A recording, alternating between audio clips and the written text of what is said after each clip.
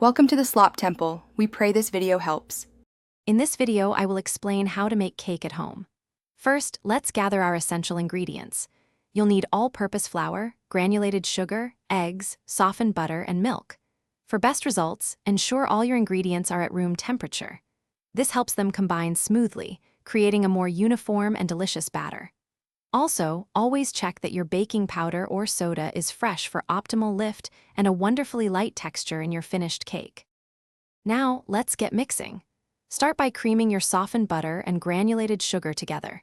Beat them on medium speed for about 3 to 5 minutes until the mixture is light and fluffy. Next, add your eggs one at a time, ensuring each is fully incorporated before adding the next. Finally, alternate adding your dry and wet ingredients, beginning and ending with the dry, mixing just until combined to avoid overworking the batter. With your batter ready, it's time to prepare for baking. Grease and flour your cake pans thoroughly, or line them with parchment paper for easy release. Pour the batter evenly into the prepared pans, filling each about 2/3 full. Bake your cake in a preheated oven at 350 degrees Fahrenheit for 25 to 30 minutes. You'll know it's done when a toothpick inserted into the center comes out clean. Once baked, let your cakes cool in their pans for 10 to 15 minutes.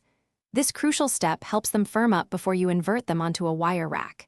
It's vital to allow the cakes to cool completely on the rack before you even think about frosting. A simple buttercream, made with softened butter, powdered sugar, a splash of milk, and vanilla extract, is perfect for decorating your delicious homemade creation. Thanks for watching. Consider subscribing if we helped you.